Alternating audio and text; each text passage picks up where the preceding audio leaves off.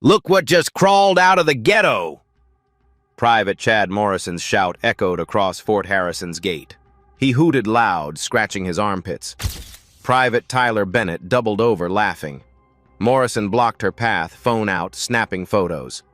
"Boys, check this out. King Kong's sister trying to sneak on base." Bennett made exaggerated ape gestures. "Should we call animal control?" The black woman in civilian clothes stood silent. She reached for her ID. Morrison waved her off. "Fake ID won't work here. This is a military base, not a food stamp center." She spoke quietly. "I have proper identification. Please check your system." "Sure you do." Morrison smirked. "And I'm the president. Get lost before we arrest you for trespassing." Have you ever watched someone destroy themselves in 30 seconds without realizing it? Rebecca Anderson had driven 3 hours to reach Fort Harrison that morning. Her rental car sat in the visitor lot now, engine cooling in the Georgia heat. She'd left her uniform at the hotel deliberately. The Pentagon had given her explicit orders. General William Hayes had called her to Washington 72 hours earlier. His office overlooked the Potomac, windows framing the river's gray waters. "Fort Harrison has a problem," Hayes had said, sliding a folder across his desk. 3 formal complaints in 6 months, all dismissed, all from black personnel. Anderson had opened the folder. Photos of young soldiers, their statements detailed harassment, slurs, hostile environment. Each report ended the same way. No action taken. Insufficient evidence. Complainant counseled on sensitivity. "I need someone they won't see coming," Hayes continued. "Someone who can assess the real culture, not the one they'll show an inspector." Anderson understood immediately. Go undercover. Arrive in civilian clothes. See what really happens when the command isn't watching. She'd accepted without hesitation. 25 years in uniform had taught her that racism hides well in hierarchies. It waits for moments when rank isn't visible, when authority seems absent. Now she stood at the gate checkpoint, watching Private Morrison perform for his audience. His confidence told her everything. He'd done this before. He expected no consequences. Fort Harrison sprawled across 15,000 acres of red Georgia clay. 15,000 personnel are trained here annually. The base prepared soldiers for specialized operations worldwide. Recent budget increases totaled $200 million. Congressional oversight was constant. Media attention is frequent, which meant discrimination here wasn't just wrong. It was a strategic liability. Anderson noted every detail. Morrison's body language, Bennett's eager participation, the nervous laughter from other recruits. Most telling was Sergeant Jake Sullivan in the guard booth. He watched the entire interaction through his window. Did nothing. His smirk said he approved. This wasn't an isolated incident. This was culture. Morrison stepped closer, invading her space. His breath smelled like energy drinks and entitlement. "Are you deaf or just stupid? I said leave." Anderson held out her military ID card through the checkpoint window. Her voice stayed level. "Please scan this in your system." Morrison barely glanced at it. "Yeah, right. Nice try with the fake." He turned to Bennett. "They're getting creative now. Fake military IDs." Bennett peered at the card. "Looks real to me." "They all look real, idiot. That's the point." Morrison pushed the ID back toward her.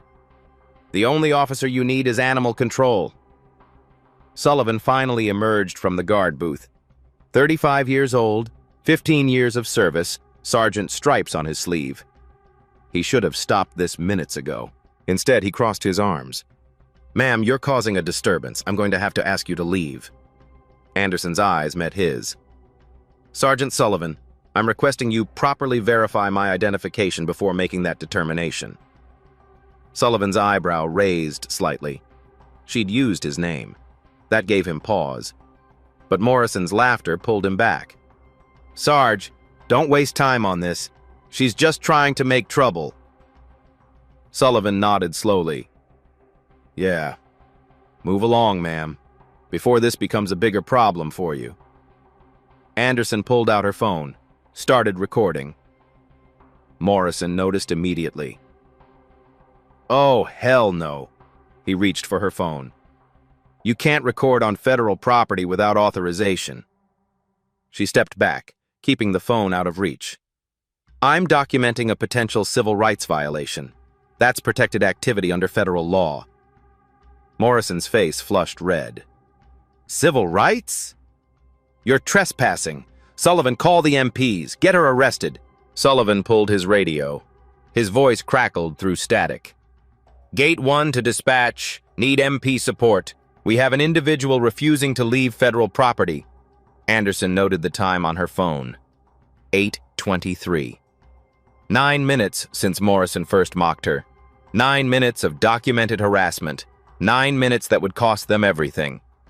She walked slowly back toward her rental car. Morrison and Bennett followed, emboldened. Sullivan trailed behind, radio in hand. Other personnel had gathered now.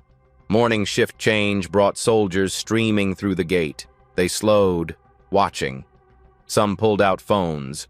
The scene was becoming public. Morrison played to his growing audience. Make sure she actually leaves. Probably gonna try sneaking back in. Bennett added, should we search her car? Might have stolen something. Anderson reached her vehicle, unlocked it, sat in the driver's seat, left the door open. She wasn't leaving. She was waiting for the military police, for witnesses, for the system to reveal itself completely. Because General Hayes hadn't just sent her to observe. He'd sent her a document, to build a case so airtight that denial became impossible. Morrison stood in front of her car now, blocking her exit. He planted his feet wide, arms crossed, the victor savoring his win. He had no idea he'd already lost everything. The military police arrived in 2 vehicles, lights flashing red and blue. Sergeant Marcus Harris stepped out first, adjusting his duty belt. Corporal Emma Davis followed, notepad ready. Morrison rushed toward them, voice urgent. Sarge, thank God. This woman's been trying to force entry for 20 minutes, refused multiple lawful orders to leave. Harris scanned the scene. Dozens soldiers watching. A woman sitting calmly in a rental car. Morrison was sweating despite the morning cool. What exactly happened here, Private? She approached with fake military credentials. When I told her to leave, she became aggressive, started recording us, making accusations. Bennett nodded hard. It's true, Sergeant. We followed protocol exactly. Sullivan added his authority. I witnessed everything. Private Morrison acted appropriately. This individual is trespassing. Harris walked to Anderson's car. She remained seated, hands visible on the steering wheel. Ma'am, step out of the vehicle. Anderson complied smoothly. No sudden movements.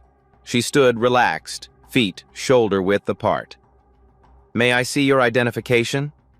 She handed him her military ID card. Harris examined it under the morning sun. His expression shifted. This appears legitimate, ma'am. Morrison interrupted. It's fake, Sarge. I already verified it. Harris turned slowly. You verified it how, Private? I looked at it. Obviously fake. Did you scan it in the system?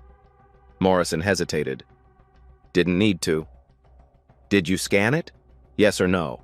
No, but... Harris walked to his patrol vehicle and pulled out the ID scanner. The device beeped as he swiped Anderson's card. Then he waited. The computer system at Fort Harrison ran on ancient servers. Loading took time. Morrison watched nervously. Bennett shifted foot to foot. Sullivan maintained his confident posture. 20 seconds passed. 30. 45. The crowd grew larger. Morning formation was in 15 minutes. Soldiers detoured to watch. Some pulled out phones, recording. Anderson stood perfectly still. The sun climbed higher, heat building. Sweat formed on her neck, but she didn't wipe it. She simply waited. Harris stared at his screen. His face went pale. He looked at Anderson, then Morrison, then back. Corporal Davis leaned over. "What's it say?" Harris stepped out and approached Sullivan. His voice dropped low. "Sarge, we have a problem." Sullivan's confidence cracked. "What kind of problem?" "The kind that ends careers." Harris showed him the screen. Sullivan read. His mouth opened, closed. No words came. Morrison couldn't stand it. "What? What does it say?" Harris ignored him. He turned to Anderson, his posture shifting to attention. "Ma'am, I apologize for the delay." "Don't." Anderson's voice cut clean. "I want to know exactly what Private Morrison told you." Harris glanced at Morrison. "He said you attempted unauthorized entry with fraudulent credentials. And you believed him without verification?" "I followed the assessment of gate security personnel." "Which means you trusted his word over proper procedure." Harris had no response. Anderson continued. "Corporal Davis, document the following. At 0814 hours, I approached with valid military identification. Private Morrison refused to verify it. Instead, he made monkey gestures and hooting sounds. He took my photograph and posted it to social media. When I requested proper verification, he called me stupid and deaf. Sergeant Sullivan witnessed this and ordered me to leave." Davis wrote frantically. Morrison exploded. "That's not what happened. She's lying." Anderson pulled out her phone. "Would you like to see the video? I have 9 minutes of footage." Sullivan stepped forward. "Ma'am, let's discuss this reasonably. These young men made an error in judgment." "An error?" Anderson's voice stayed level. "Sergeant, if a white woman in civilian clothes approached this gate, would Private Morrison have made monkey sounds at her?" Silence. "Would he have called her ghetto trash?" More silence. Sullivan tried differently. "With respect, ma'am, rank has to be visible for respect to apply." "To what? Treat human beings with basic dignity? That's conditional on uniforms?" The crowd had swelled to 30 soldiers. Every word carried. This was public education now. Harris made a decision. "Ma'am, I need to call this in to the duty officer." "Excellent idea." Harris returned to his vehicle. His radio crackled. "Gate 1 to base operations. Need the duty officer immediately." While they waited, Morrison deleted his social media post frantically. But screenshots lived forever. 20 recruits had already shared it. Bennett looked sick. "Morrison, what did that screen say?" Morrison ignored him, hands shaking. Sullivan moved closer to Anderson. "Ma'am, I'm asking you. Let's handle this quietly. No need to blow this up." "I'm not an NCO, Sergeant." Sullivan blinked. "Ma'am? And we're not handling this quietly. We're handling this correctly." A black SUV pulled through the gate fast. Captain Elena Foster stepped out, uniform crisp, expression confused. She'd received a cryptic text. "Problem at Gate 1. Anderson." Foster froze when she saw the scene. "Colonel? What's going on?" Morrison laughed. Actually laughed. "Lady, I don't know what game you're playing, but that's not a colonel." Foster stared at him. "Private, that's Colonel Rebecca Anderson. She's the base commander." The words landed like artillery. Morrison's laugh died. Bennett's face went gray. Sullivan's posture collapsed. Harris closed his eyes briefly. "Ma'am, I sincerely apologize." "Save it." Anderson's voice stayed calm. "Corporal Davis, add to your report. Despite proper identification, 3 soldiers chose to believe I was a criminal rather than a commander. They chose mockery over verification." Foster approached, still processing. "Sir, I don't understand. Why are you in civilian clothes?" "I'm conducting an assessment, Captain, evaluating how this base treats people when they think rank isn't present." Foster looked at Morrison, at Sullivan. Understanding spread across her face. "Oh my God." "Indeed." Anderson turned to Harris. "Sergeant, I want Private Morrison, Private Bennett, and Sergeant Sullivan confined to barracks immediately. Full restriction pending investigation. Harris snapped to attention. Yes, ma'am. Morrison found his voice. You can't do this. This was entrapment. Anderson's eyes fixed on him. Cold. Steady. I provided valid identification. I spoke respectfully. I followed every regulation. You chose your actions, Private. Nobody set you up. But I didn't know. You didn't know I had rank. So you felt free to treat me as subhuman. Let me be clear. If you'd treated any person this way, regardless of their position, it would be wrong. The fact that I'm your commander simply makes it formally punishable. Bennett spoke up, voice breaking. Ma'am, I'm sorry. Morrison was doing it and I didn't want to. Didn't want to do what? Be different? Stand alone? Have integrity? That's not an excuse, Private. That's a confession. Sullivan tried once more. Colonel Anderson, these boys are 22 years old, from small towns. Stop. Anderson's command voice cut through. Stop making excuses for racism. They chose to mock. They chose to humiliate. They chose to post it online. Those were decisions, Sergeant, and decisions have consequences. She turned to Foster. Captain, I want a full formation called. Every soldier on this base, 1,600 hours, base theater. Attendance is mandatory. Foster nodded, pulling out her phone. Yes, sir. Anderson addressed the crowd. 30 faces. Some were shocked. Some are ashamed. Some recording everything. Let this be clear to everyone watching. Fort Harrison has a new standard as of today. Dignity is not conditional. Respect is not optional. And racism will not be tolerated in any form. She paused. I'm your commander, but I'm also a black woman. If you can't respect both those facts simultaneously, you're in the wrong uniform. Harris escorted Morrison, Bennett, and Sullivan toward the MP vehicles. Morrison walked like a man already convicted. Bennett cried openly. Sullivan's face showed nothing. Anderson returned to her rental car. Foster approached carefully. Sir, are you okay? Anderson looked at her. I've been called worse, Captain, by better people. That doesn't make this okay. No, it doesn't. Anderson started the engine.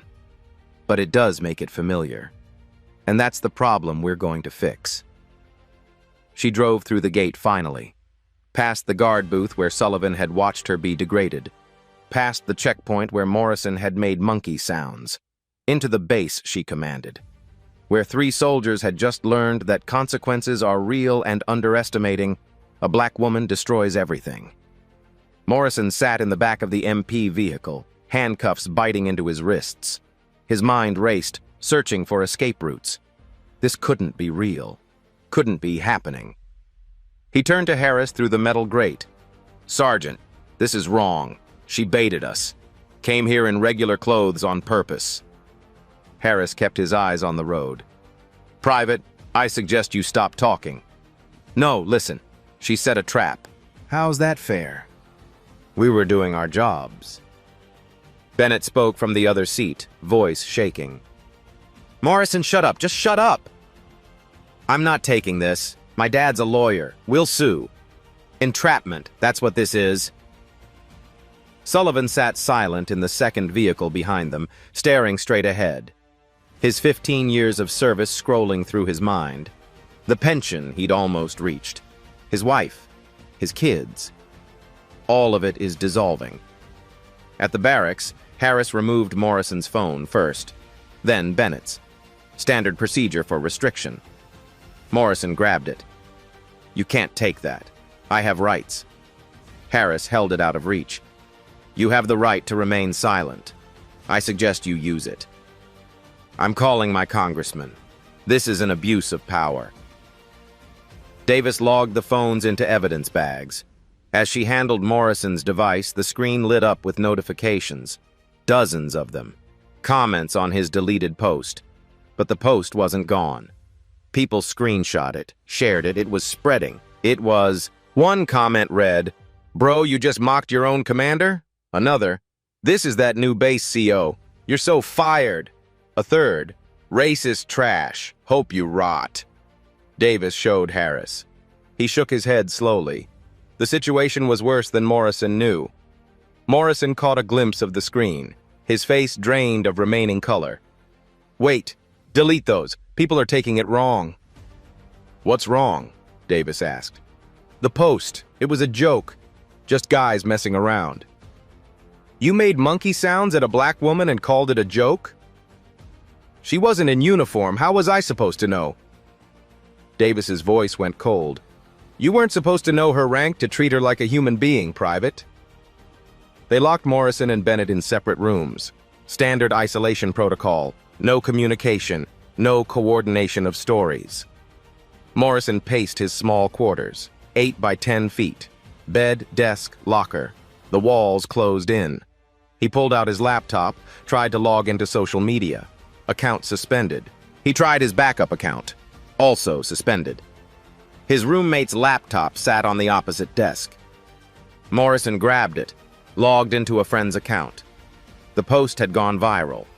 50,000 shares. Comments in the hundreds of thousands. His face is visible from several angles. His name is tagged. His hometown was identified. Someone had found his high school yearbook photo.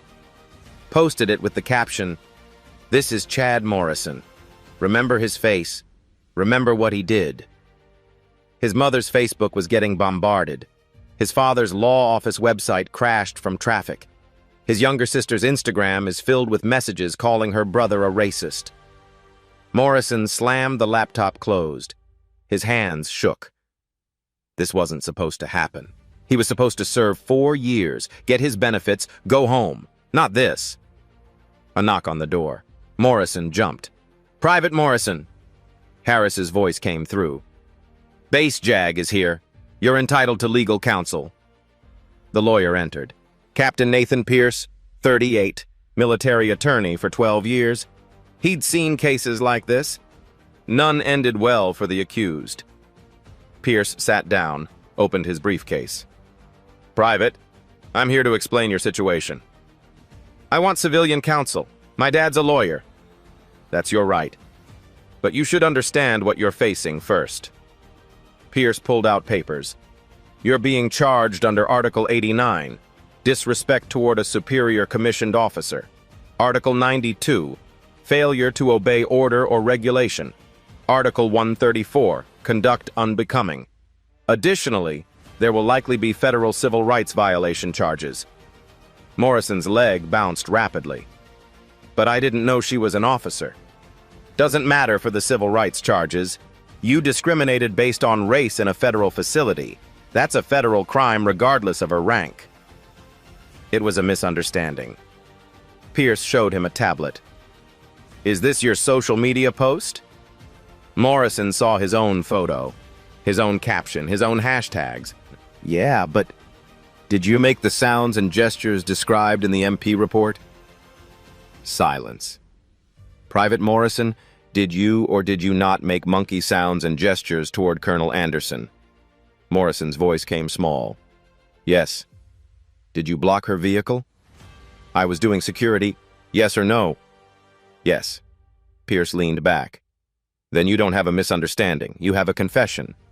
The entire incident was recorded by multiple witnesses. It's on video.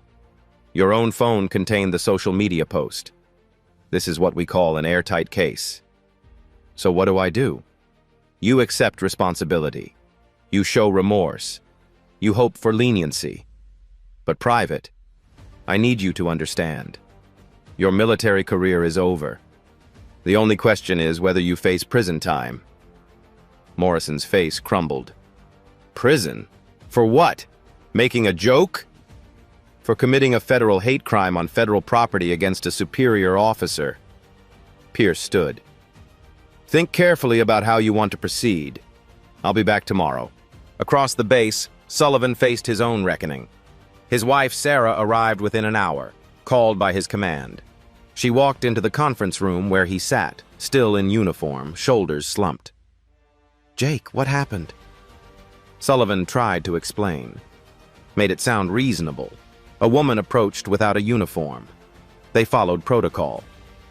She overreacted. Sarah listened.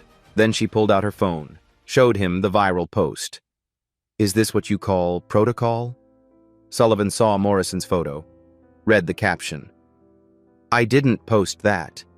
But you watched it happen. You did nothing. Sarah's voice shook. 15 years, Jake. 15 years of me supporting every move, every deployment, every sacrifice. And you threw it away for what? To protect a racist? I wasn't protecting. You stood there. You watched. Then you tried to cover it up. Sarah stood. The news is calling. Reporters at our house. Neighbors asking questions. Your son called from college crying. He's being harassed because his dad's the sergeant who enabled a hate crime. Sullivan's head dropped into his hands. I was trying to keep the peace. You were taking the easy path. You saw wrong and chose comfort. Sarah moved toward the door. I can't do this anymore, Jake. I won't. Sarah, wait. I'm taking the kids to my mother's. Don't call. Don't come by. Get a lawyer. You're going to need one. She left. The door clicked shut. Sullivan sat alone with the wreckage of his life. Meanwhile, Bennett wrote a statement in his quarters. His hands shook as he formed words. I'm sorry. I'm so sorry. I knew it was wrong, but I was scared to be different. Morrison was my buddy, and I didn't want to lose that. I laughed when I should have stopped him. I joined in when I should have walked away. There's no excuse. I was a coward. I let fear of being alone matter more than doing what's right. I'm ashamed. I'm sorry. I know sorry isn't enough.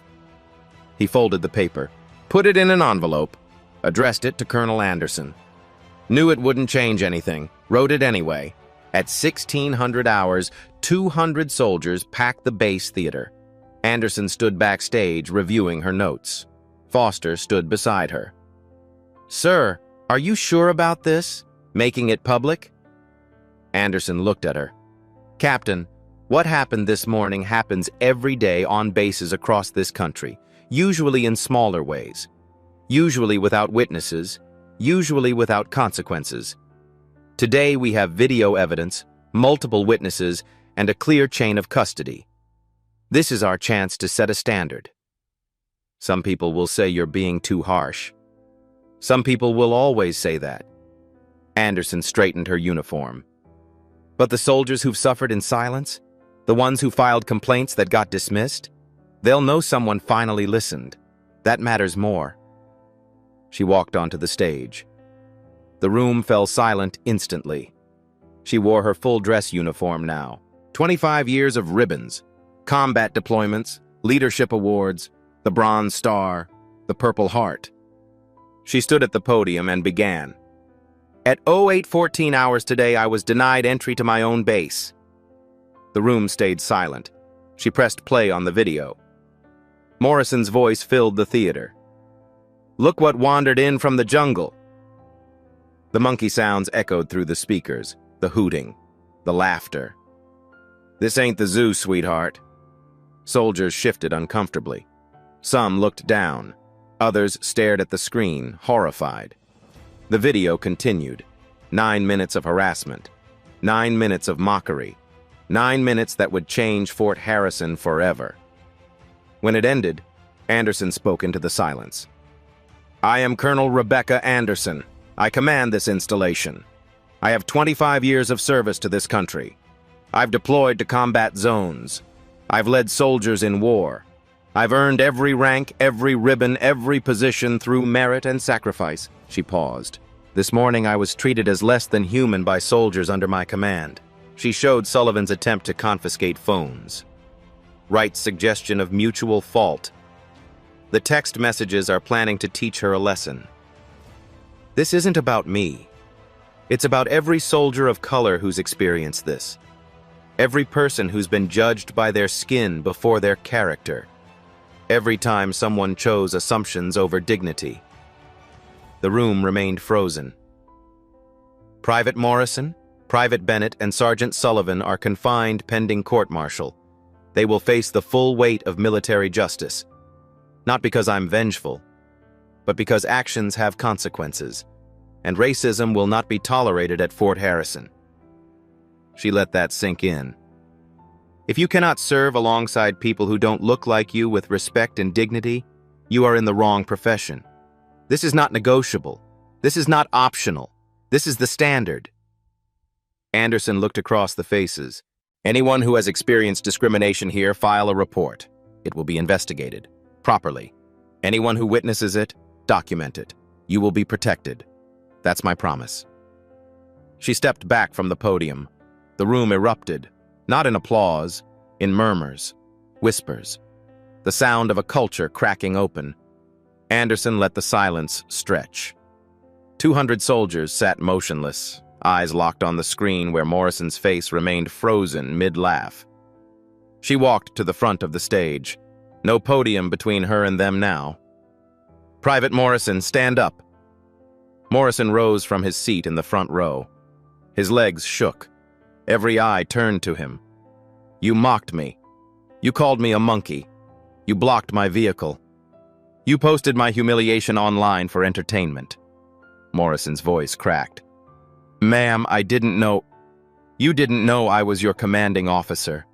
But you knew I was a human being. You knew I deserved basic respect. That should have been enough. She turned to Bennett. Private Bennett, stand! Bennett stood, tears already streaming. You participated. You laughed. You made the sounds with him. You said nothing when you could have shown integrity. You chose belonging over doing right. That's cowardice. Bennett's shoulders shook. I'm sorry. I'm so sorry. Sorry. Don't erase the video. It doesn't restore my dignity. But it's a start. She turned to Sullivan. Sergeant Sullivan, stand. Sullivan rose slowly, face blank. You enabled them. Then you attempted to cover it up.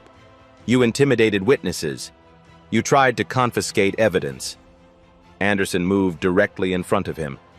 You wore those stripes for 15 years. You knew better. Sullivan's mask cracked. I was protecting the base reputation. You were protecting racism. The words echoed. Sullivan had no response. Anderson pulled out a document. The charges are as follows. Private Morrison, Article 89, disrespect to superior commissioned officer. Article 92, failure to obey lawful order. Article 134, conduct unbecoming. Federal civil rights violations. Morrison's knees buckled. Harris caught his arm. Private Bennett, Articles 89, 92, 134. Bennett nodded, accepting his fate. Sergeant Sullivan, Article 92, Article 93, cruelty and maltreatment. Article 107, false official statements, obstruction of justice. Federal charges for destroying evidence. Sullivan's face went gray. His pension, his retirement, his family, all gone. All three of you are suspended from all duties pending court-martial. Security clearances revoked. Base access terminated. You will be escorted from this facility within the hour. Anderson turned to the wider audience. Some of you think this is harsh, that I'm overreacting. Let me show you something else. The screen changed. Morrison's social media history appeared. Posts dating back 2 years, memes about welfare, jokes about black crime statistics, comments about keeping America American. The theater gasped. This wasn't a mistake. This was a pattern, a belief system. Anderson let them absorb it. He didn't become a racist at Fort Harrison. He arrived that way. We simply gave him a uniform. Bennett's history appeared next. Less extreme, but present. Liked posts, shared memes, silent agreement. Private Bennett says he was scared to stand alone. But look at what he stood with instead. Silence isn't innocence. Sullivan's record came last. 15 years of dismissed complaints, 7 formal reports from black soldiers about unfair treatment, all marked insufficient evidence. Sergeant Sullivan had 19 opportunities to do the right thing. He buried every single one. That's not protecting soldiers. That's protecting a system that harms them. The screen switched to a Pentagon briefing document. Fort Harrison was under investigation. The Pentagon suspected systematic discrimination. I was sent to assess command climate without the mask of rank. Today proved we were right. General William Hayes appeared on screen via video link. His stars gleamed. Fort Harrison will become a model for equality, or it will be restructured entirely. Colonel Anderson has full authority to implement whatever changes are necessary. Anyone who resists will be reassigned. His image disappeared. Anderson pulled out another document. Effective immediately, Fort Harrison implements the following: mandatory bias training for all personnel, independent oversight committee for discrimination complaints, victim advocates at every company level, anonymous reporting system with direct Pentagon pipeline, zero tolerance policy with mandatory investigation triggers. She paused. This isn't punishment. This is accountability. Anderson looked at Morrison one final time. He stood broken, face wet with tears, career destroyed. You had 30 seconds of power over me this morning. You used it for cruelty. Now you'll have years to understand what that cost you. I hope you learn. I hope you change. But that's not my responsibility. Justice is. Military police stepped forward. Harris placed handcuffs on Morrison's wrists. Davis did the same to Bennett. A third MP cuffed Sullivan. They were led through the center aisle. 200 soldiers watched them pass. Some faces showed satisfaction. Others, horror. A few showed recognition of their own biases reflected in Morrison's. The theater doors closed behind them. Anderson turned back to her command. Who we are when we think no one important is watching defines us more than who we pretend to be when rank is visible. She walked off stage. The silence that followed was deafening. Soldiers sat processing what they'd witnessed, a complete reversal of power, a reckoning years overdue. In the span of 8 hours, 3 men had lost everything, not because of bad luck, not because of vindictiveness, but because they'd shown exactly who they were when they thought it didn't matter. And it turned out it mattered most of all. Fort Harrison would never be the same. 2 weeks later, Fort Benning Military Courtroom. Neutral venue. Morrison entered first, hands cuffed, wearing his service uniform stripped of all insignia. His defense attorney stood. Captain Richard Wells, civilian lawyer his father hired. Your Honor, my client made a terrible mistake. Chad Morrison grew up in rural Montana, population 800. He'd never meaningfully interacted with people of color. The prosecutor, Major Lisa Carter, rose smoothly. Your Honor, ignorance isn't a defense for hate. May I present Exhibit 14? She pulled up Morrison's social media history. 2 years of racist posts, memes, jokes, comments. This shows a pattern of belief, not a moment of ignorance. Wells tried again. The military should rehabilitate, not destroy. Major Carter clicked to the next slide. Morrison's text messages from 3 days before the incident. Morrison: can't wait to get to Georgia. Heard the locals know their place. The courtroom went silent. Wells sat down. The judge reviewed documents for 3 minutes. Nobody moved. The clock ticked. Private Morrison, stand. Morrison stood, legs shaking. You enlisted to serve your country. Instead, you used your position to degrade a fellow American. Worse, you targeted your own commander. You showed no remorse until you faced consequences. He paused. This court finds you guilty on all counts. Dishonorable discharge. 18 months confinement at Fort Leavenworth. $10,000 fine. Federal civil rights conviction on your permanent record. Morrison's mother sobbed. His father sat stone-faced. You will lose all military benefits. Your GI Bill is revoked. Student loans become due immediately. You cannot own firearms. This conviction will appear on every background check for the rest of your life. Morrison's legs gave out. Guards caught him. Do you understand these consequences? Yes, sir. Barely audible. Do you have anything to say? Morrison looked at Anderson in the front row. I'm sorry. I destroyed my life in 30 seconds because I thought someone's skin color made them less than me. I was wrong. The judge nodded. You were. Take him away. Bennett's trial followed. His attorney negotiated a plea deal. Your Honor, my client accepts full responsibility. He's undergone voluntary counseling. The judge looked at Bennett. Private Bennett, you had a choice. You chose wrong, but you owned it quickly. Bennett stood. Sir, I knew it was wrong when I did it. I was a coward. I let fear of being different matter more than being decent. The judge's expression softened slightly. Guilty on reduced charges. Bad conduct discharge. 6 months confinement. Mandatory diversity counseling upon release. You're young. You have time to become better. Use it. Bennett's voice broke. I will, sir. I promise. Sullivan's trial lasted 3 days. Witnesses detailed his 15-year pattern of dismissing complaints. His attorney argued duty. Sergeant Sullivan maintained unit cohesion. Major Carter called Specialist Marcus Williams to testify. Black soldier, 23 years old. Specialist Williams, tell the court about your complaint. Williams spoke clearly. Sergeant Sullivan was my squad leader. I reported another sergeant calling me slurs. Sullivan told me to stop being sensitive.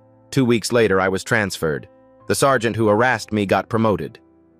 3 more soldiers testified with identical stories. The judge's verdict was swift. Sergeant Sullivan, you betrayed everything the NCO Corps represents. You enabled hatred. You silenced victims. You obstructed justice. Sullivan stood at attention, face stone. Dishonorable discharge. 24 months confinement. Reduction to E1. Forfeiture of all pay and benefits, including your pension. Sullivan flinched. His pension. 15 years. $500,000 lifetime value. Gone. Your wife has filed for divorce. Your son requested a name change. You did this to yourself. This court is simply acknowledging what you already destroyed. Sullivan was led away. No tears, no words, just hollow eyes. Colonel Wright's hearing happened behind closed doors. Forced retirement at reduced rank. Loss of 1 star's pension value. Permanent censure. Pentagon statement. Colonel Wright failed in the most basic duty of command, protecting those under his authority. Morrison's family issued a statement. We raised him to be better. We support the sentence. We're ashamed. His hometown newspaper, Local Sons Fall from Grace. Bennett wrote letters from confinement, to Anderson, to his family. I will spend my life making amends. Sullivan wrote nothing, said nothing, felt only the weight of his choices crushing him daily. 3 men, 3 destroyed careers, 3 shattered lives. All because they chose cruelty over dignity in a single morning. 3 weeks after the courts-martial, CNN ran a special report. Anderson Cooper sat across from Colonel Anderson in a Washington studio. Colonel, your story has sparked a national conversation about racism in the military. What do you want people to understand? Anderson looked directly at the camera. This wasn't an isolated incident. Fort Harrison had 47 similar complaints in the past year across all military branches. Only 3 resulted in serious discipline. Cooper leaned forward. 3 out of 47? Correct. Most were dismissed as personality conflicts, cultural differences, misunderstandings. Anderson's voice stayed measured. But when you see the pattern, you understand. The system protects perpetrators more than victims. The segment aired during prime time, 15 million viewers watched. By morning, it had 20 million views online. Congress noticed immediately. Representative Sarah Mitchell from California requested emergency hearings. House Armed Services Committee convened within a week. Anderson testified under oath. Television cameras captured every word. Madam Chairwoman, members of the committee, I come before you not as a victim, but as a witness to systematic failure. She presented data, charts, graphs, documentation spanning 5 years. In 2020, the military received 412 formal discrimination complaints from black service members. 63% were dismissed without investigation. Of those investigated, only 8% resulted in disciplinary action. Representative James Collins from Texas interrupted, "Colonel, don't some complaints lack merit?" "Some do, Congressman. But when 63% are dismissed without investigation, we're not separating valid from invalid. We're simply ignoring them." She clicked to the next slide. In civilian federal agencies, 32% of discrimination complaints proceed to formal investigation. In the military, 12%. We hold ourselves to a lower standard than the institutions we protect. The committee room buzzed. Anderson continued. Private Morrison didn't become a racist at Fort Harrison. His social media showed 2 years of hatred before enlisting. Our screening process missed it. Either way, we failed. Representative Mitchell spoke. What changes would you recommend? Mandatory independent oversight of all discrimination complaints, fast-track investigations with 30-day completion requirements, victim advocates at every installation, anonymous reporting systems that bypass the chain of command, and consequences for leaders who enable discrimination. She paused. Sergeant Sullivan dismissed 19 complaints in 15 years. He was promoted 3 times during that period. We rewarded his silence. That has to end. The hearing lasted 6 hours. By evening, the Secretary of Defense issued a statement. The Department of Defense will implement Operation Equal Service. Colonel Anderson will lead the task force. Changes came swiftly. Within 60 days, new protocols rolled out military-wide.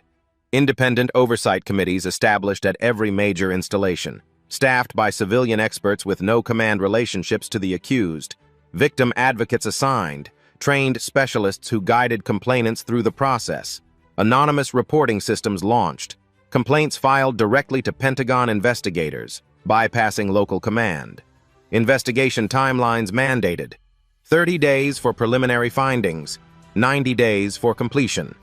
No exceptions without written justification. Promotion boards restructured. Officers and NCOs required to demonstrate inclusive leadership. Past discrimination complaints reviewed during promotion consideration.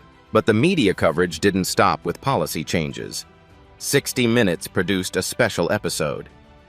Racism in the Ranks, the Colonel Anderson story. They interviewed Anderson, showed the gate footage. Morrison's monkey gestures played on national television. The segment interviewed other soldiers, Black, Hispanic, Asian, all with similar stories, all dismissed, all silenced. One sergeant described being called slurs daily for 6 months. His complaint marked insufficient evidence despite witnesses. Another described being passed over for promotion repeatedly while less qualified white soldiers advanced. His complaint was labeled personality conflict. A female captain described harassment combined with racial slurs. She was counseled for lack of resilience. 60 Minutes showed Morrison in prison. Orange jumpsuit, hollow eyes, broken. I thought it was funny, Morrison told the interviewer. I didn't see her as a person. I saw her as less than. That's the truth I have to live with now. The segment ended with Anderson at Fort Harrison, walking through Dignity Gate, the new name for the checkpoint. A bronze plaque mounted there. Enter with honor, serve with integrity, respect all who sacrifice. Anderson touched the plaque. This is for every soldier who's been made to feel less than. Every person who filed a complaint was ignored. We see you. We believe you. We will act. The episode drew 22 million viewers. Highest-rated news program of the year. Social media exploded. Hashtag Colonel Anderson trended worldwide for 3 days. Hashtag DignityGate became a movement. Veterans shared their stories. Hundreds, then thousands. The dam broke. A black Navy commander described 20 years of subtle discrimination. Finally resigned in frustration. A Hispanic Army major detailed being asked repeatedly if he was legal despite being born in Texas. An Asian Air Force captain described being told she got her position because of quotas, not merit. Despite graduating top of her class, the stories poured in. Undeniable, overwhelming, systematic. Congress responded with legislation. The Military Justice Improvement Act expanded. Mandatory training on implicit bias. Required diversity metrics in evaluations. Established civilian review boards. President's statement from the Oval Office. This behavior has no place in our military or our nation. We defend freedom abroad. We must practice equality at home. Fort Harrison transformed completely. Anderson remained commander. The base became a pilot program for integration excellence. Every soldier underwent real implicit bias training. Scenarios, role-playing, uncomfortable conversations about race and assumption. Monthly town halls became mandatory. Soldiers could speak freely without fear. The anonymous reporting system logged 43 complaints in 90 days. Every single one investigated properly. 12 resulted in discipline. 14 in additional training. 17 found unsubstantiated but taken seriously.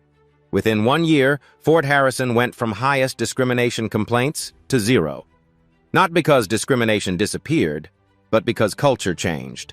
Because soldiers knew reports would be taken seriously. Because consequences became real.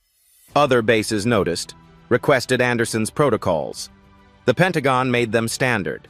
The Anderson Protocol, a framework for accountability, for dignity, for justice. Morrison's viral post became a training tool, shown to every recruit during basic training, a cautionary tale about assumptions and consequences. Bennett spoke at high schools as part of his sentence. Court-ordered presentations. I knew it was wrong. I laughed anyway. I wanted to belong more than I wanted to be good. That's the choice that cost me everything. Sullivan served his time in silence. Released after 20 months. Emerged to nothing. No family. No career. He worked construction at 39. Studio apartment. Bus commute. His son graduated from West Point. Didn't invite him, had changed his name legally. Sullivan's legacy was cautionary.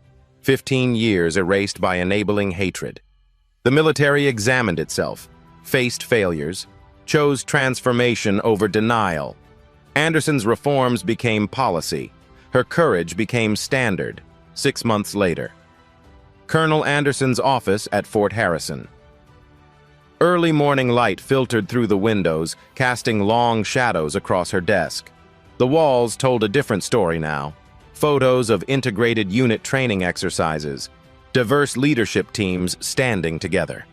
Pride Month celebration on base. MLK Day ceremony she'd established personally.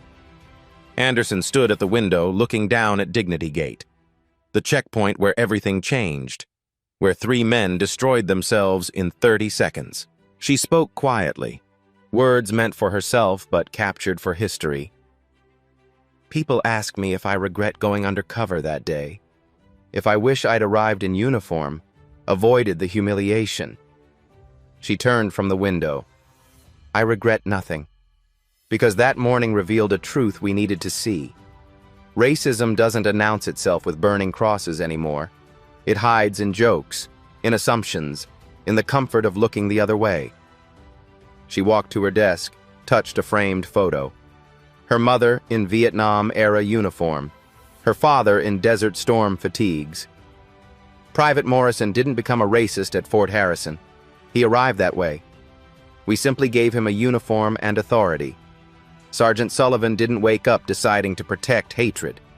He'd made those small choices 1,000 times before in smaller moments. Anderson sat down, hands folded. The system failed because good people stayed silent. Because "it's not that bad" became permission. Because "boys will be boys" excused what should have been inexcusable. She looked directly ahead, as if seeing through the camera to everyone watching. But here's what I learned. Justice isn't about revenge. It's about accountability. It's about saying clearly and loudly that some lines cannot be crossed without consequence. Her voice strengthened.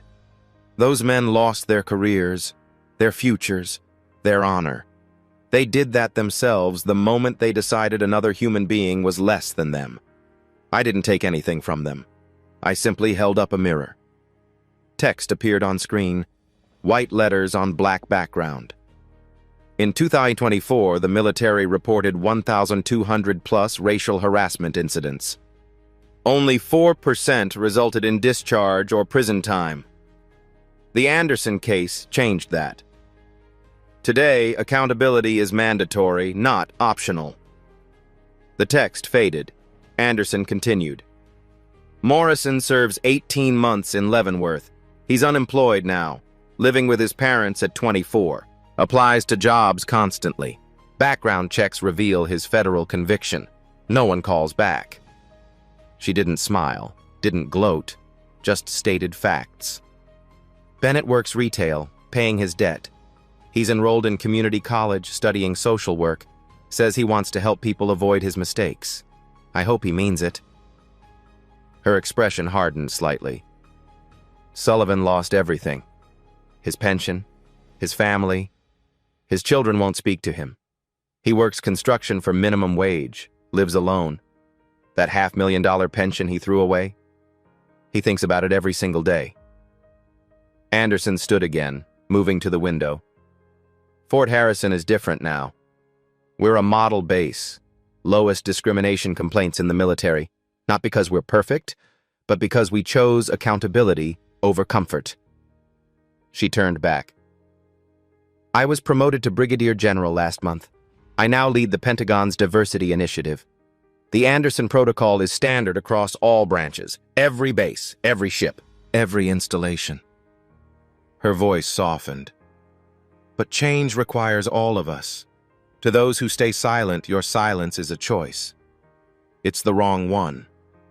To those who face injustice, document everything. Stay calm. Trust the truth.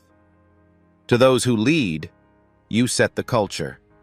You enforce the standards. There's no neutral position on racism. Anderson walked back to her desk, picked up her cover, placed it on her head. And to everyone watching this, the military isn't broken. America isn't broken. We're learning, growing, becoming who we're supposed to be. But that only happens when we refuse to accept that's just how it is. She moved toward the door.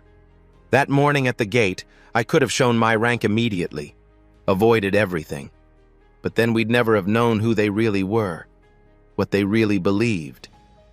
Sometimes you have to walk through the fire to see where the smoke's coming from. She paused at the door, hand on the frame. I walked through it, and on the other side was justice. The screen shifted to a final message. If this story moved you, share it. Not for me. For the next person who needs to know that dignity matters more than rank, honor matters more than hierarchy, and justice will always find its way to truth. Comment with your own story. When did you witness injustice? What did you do? Subscribe to Black Voices Uncut for more stories of justice served, wrongs righted, and truth that always comes to light. Because these aren't just stories. They're reminders that we all have a choice. Stay silent or stand up. Anderson's final words appeared as text. Here's what I want you to think about.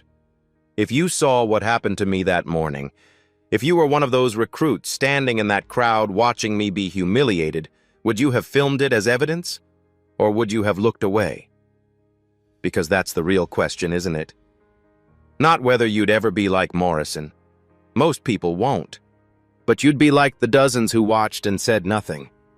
Your answer to that question defines you more than you know. The final line appeared alone on screen. So I'll ask again, what would you have done? At Black Voices Uncut, we don't polish away the pain or water down the message. We tell it like it is because the truth deserves nothing less. If today's story spoke to you, click like, join the conversation in the comments, and subscribe so you'll be here for the next Uncut Voice.